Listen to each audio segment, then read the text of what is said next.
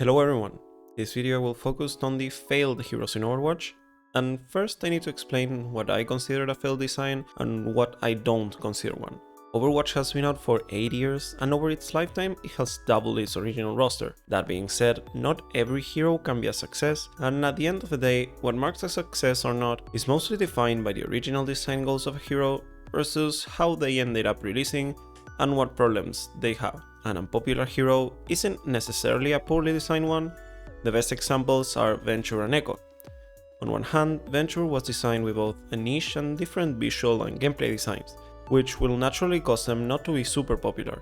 However, they found a very dedicated player base that loves the hero, and their gameplay doesn't cause any major issue neither for casuals, ranked, or even pro play.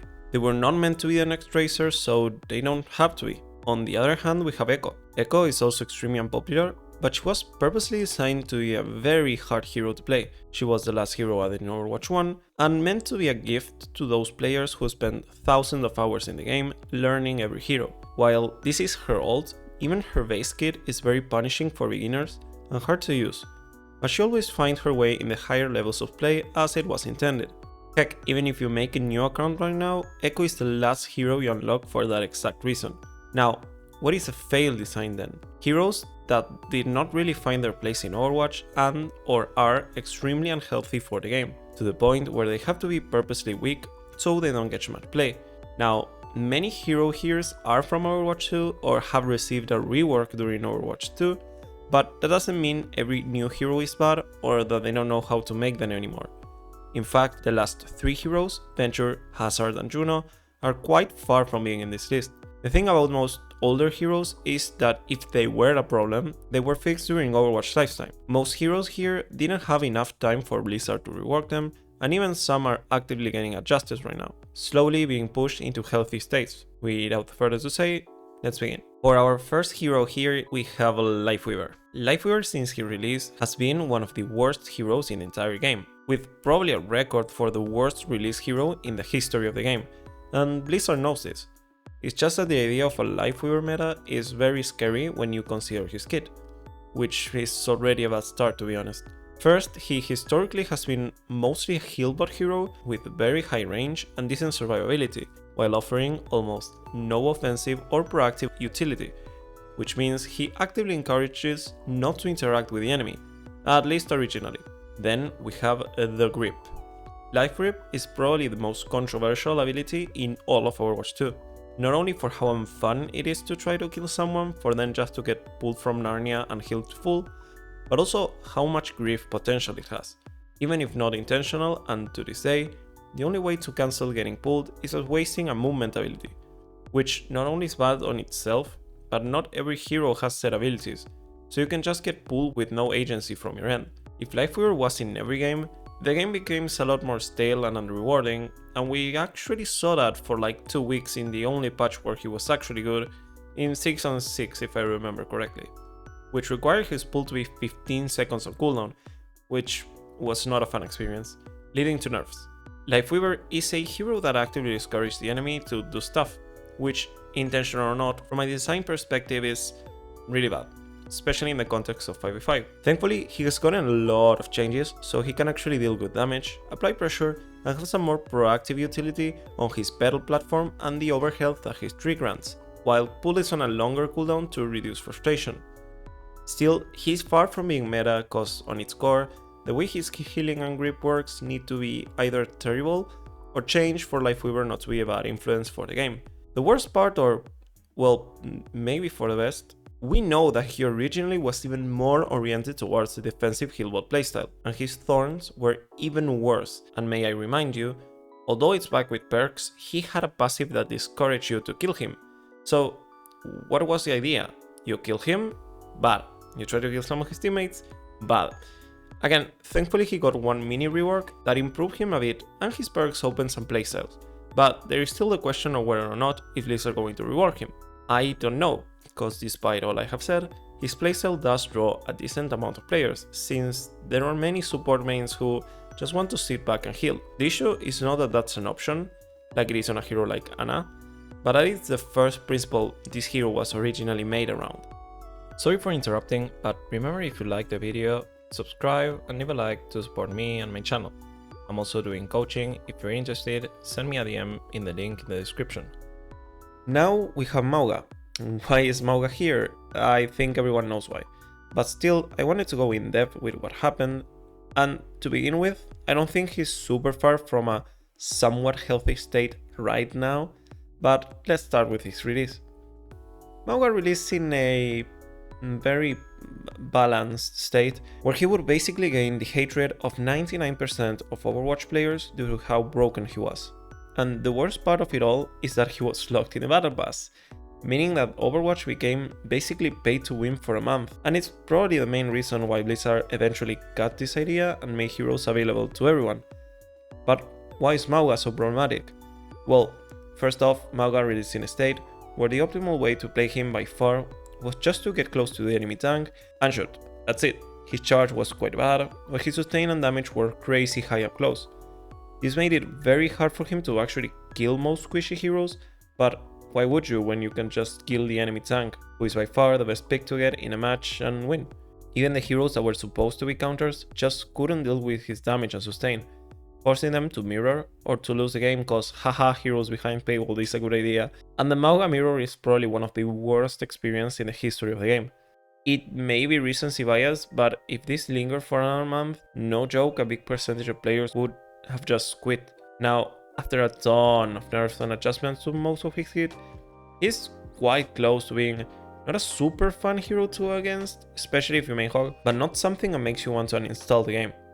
His charge and cardiac received the biggest changes, making him actually decent at taking squishy targets if they get caught in his charge, and increasing the counterplay of cardiac by making it stronger but shorter in duration, and cutting the ally effect, which isn't something that affects ranked much, since it has already short range for uncoordinated play, but it's the main reason why he gets so much play in the Overwatch CS. The nerfs also made him much worse at shooting tanks brainlessly, while his gun and burn got buffs oriented toward hitting squishies. The reason why he's here in spite of all of this I just said is that Mauga is consistently one of the least popular tanks in the game. He gained a small resurgence after perks were introduced, but after his nerfs post-release, he sat at the least played tank for months, even after receiving a decent amount of buffs. The only time when he's played a bit is when he gets some attention in pro play, and high elo just tends to imitate what happens there, so you see him appear every now and then.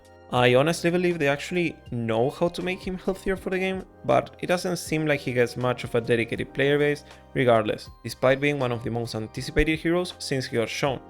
The next on the list is Illari, and she's the perfect example of a hero that only ever gets any play rate while she's OP. Illari release was less soulful than Lifeweaver's, and she was popular on the first month, but she was very powerful. Maybe not to the level of Mauga, but still a very strong hero that offered a more carry position in the support role.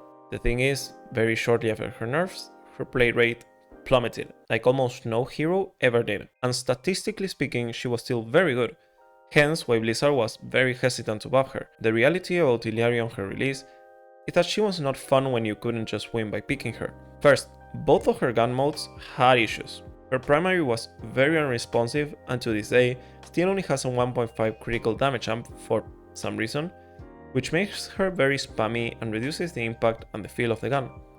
Added with the rather unremarkable sound effect, yeah, her gun felt awful. It's still not amazing now, but it was made more responsive at least, and the funny thing is, not only her melee stopped the charge of her primary, which just got changed, but also her healing, making weaving damage and healing so awful I gave up on her completely until it got changed, which they did thankfully. Next, her healing beam doesn't fit the kit, straight up. A super strong single target beam with extremely short range on a poke hero that tends to play behind cover or in high grounds, who has to play around the stationary object position being her pylon. So you either had to give up your position and play close to the tank, or not use one of her strongest tools. It also had a very short duration before, which felt awful anytime your pylon was down.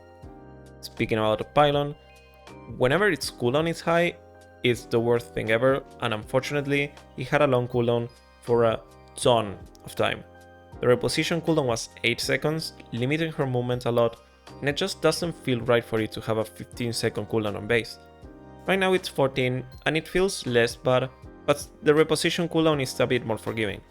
Outburst is probably the best ability she has in terms of field, offering not only very cool movement options, but self-defense and some burst damage potential. Now, her ult was probably the ability with the highest counterplay in all of game on its release. A slow-moving projectile that made it very easy to dodge or block with most abilities in the game, and even if it did hit you, Illari had to land a headshot or 2 body shots to even burst it, and if you took too long, it would easily be healed. The idea of her ult is a pretty noble one, with the idea that you just needed to burst someone, and then an explosion would burst another, and another, etc. But it just doesn't happen no matter the level of play. In casual, people just don't play together, so even if they are unaware of Illari, you will only find good ult situations in overtime.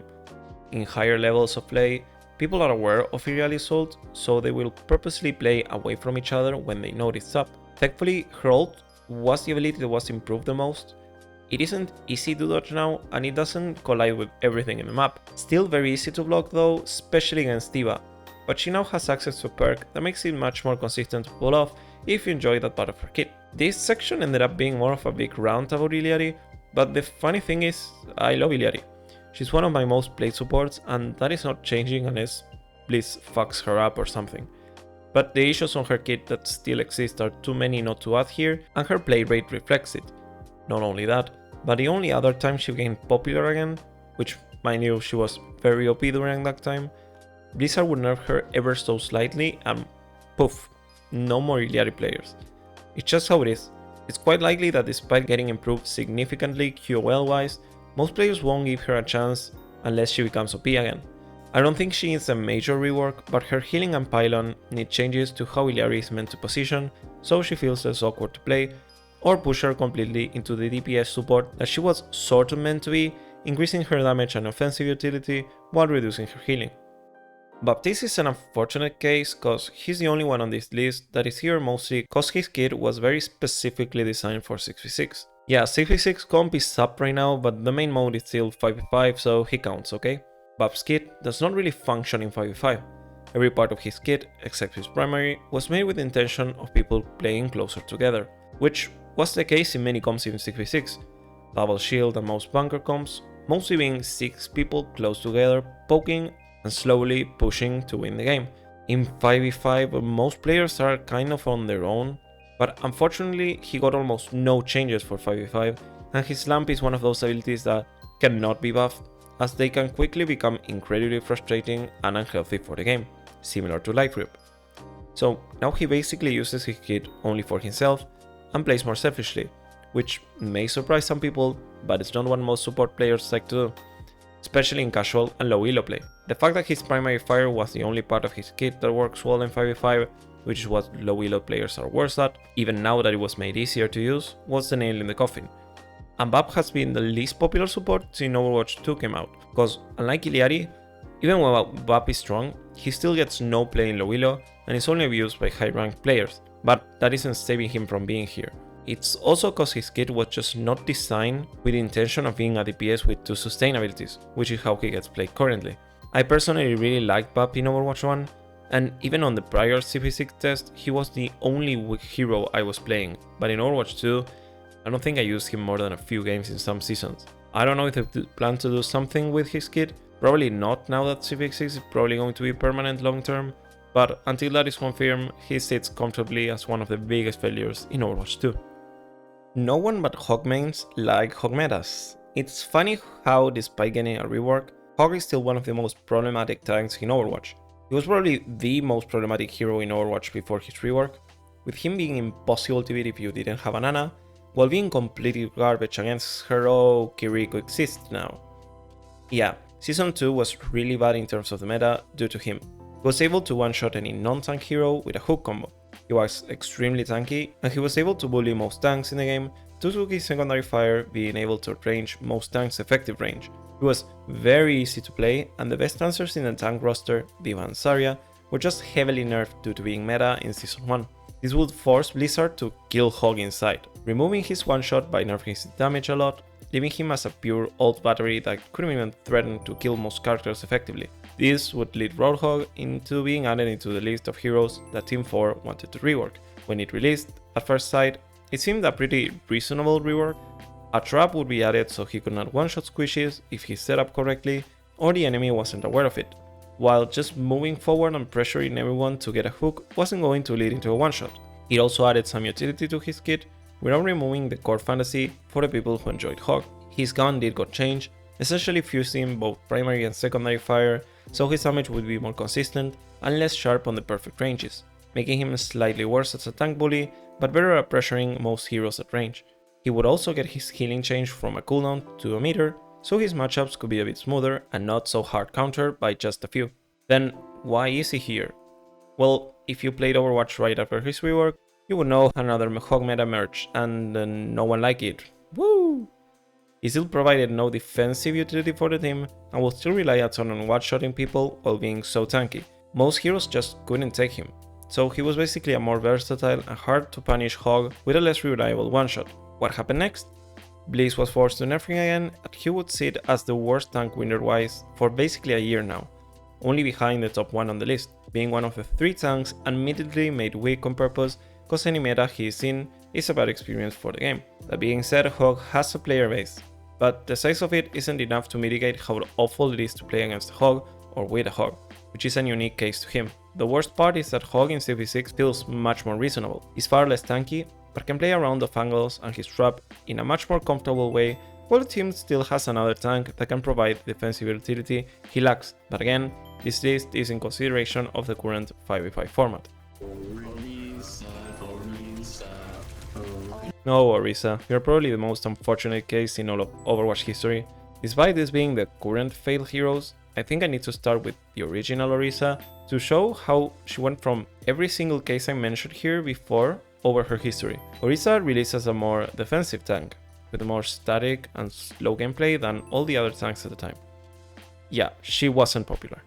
If you play her originally or in the classic mode, you would know that Orisa wasn't a very exciting hero to say the least. She placed her barrier, stood still until it ran out and wait for the next. Her ult was very interesting, but the rest, yeah, no. Her gun also had crazy spread, making her damage very inconsistent despite being quite high potentially. Orisa would never be super meta and never had much of a player base ever in that state. Now is when we talk about double shield. I hope you like shooting at barriers, cause oh boy, wasn't this the worst meta ever. Despite how infamous Goats is, double shield was just worse in every way. Unlike Goats, this also affected casual play since it was more common for Orisa and Sigma to be picked than 6 exact heroes that needed coordination. Orisa's shield would then be gutted to the version we'd have with perks, with low duration and 600 HP. Of course, the other parts of her kit were buffed, and she was more fun in my opinion, especially making hold a core of her kit by making it faster. Despite the compensation, Orisa would always be at least below average and never got any play rate for the remaining time of the original Overwatch. With Overwatch 2 coming out and a big shift in the design philosophy, Orisa's kit would end up incompatible with what they wanted tanks to be, so she would receive a rework to have a more aggressive playstyle. And they even changed her voice lines and personality to fit the new gameplay, which I guess, like, yeah, she wasn't popular, but this is basically a different character aside the design. But that's not the topic of today, so I won't go into further detail. So, how was her gameplay in the Overwatch 2 beta? Awful. It sucked. She was really bad and awkward to play. She was meant to play up close, with her weapon projectile size and damage decreasing over time. Javelin Spin will have a longer cooldown by a higher speed boost than now, and she essentially was only good at bullying tanks, which I will go into further talk later, but you will see that's consistent for most of the time in Overwatch 2. She would receive a mini rework in the beta, removing the projectile size decrease, and overall making it a bit better at range. Her ult would receive a major buff and some tuning on Spin and Javelin. She would release in this state, being quite unpopular for the first months, despite some people trying her out because of the fact she was reworked. After some changes to the meta and few buffs, we would see the terror of Orisa's meta, and this would repeat itself to this day anytime Orisa is even remotely viable. Orisa makes almost any tank miserable to play. Her entire kit seems designed to pressure tanks and discouraging interactivity and engaging, which would cause the sentiment of most tank players that the only answer is to mirror Orisa, which is not a good thing at all. All of this happens even when she isn't actually performing well in terms of stats, but regardless, due to community consent, they will end up nerfing her to unviability whenever this happens, to the point that she has held win rates below 40% for months, confirmed by Blizzard. No other hero has been in such a bad state before, and the saddest part is that, unlike some other heroes here, Blizzard doesn't seem to know what the heck to do with her, as they haven't really tried to shift her gameplay much at all, and the only glimpse of hope is that she has her shield back as a perk option. Hooray? I really hope they're cooking something behind the scenes, cause what's the point of murdering a hero's kit and personality only to make it purposely bad cause it's toxic for the game? That's all everyone, tell me, what do you think about the heroes here? Do you like them? Do you think they need changes? I read you in the comments. See you next time.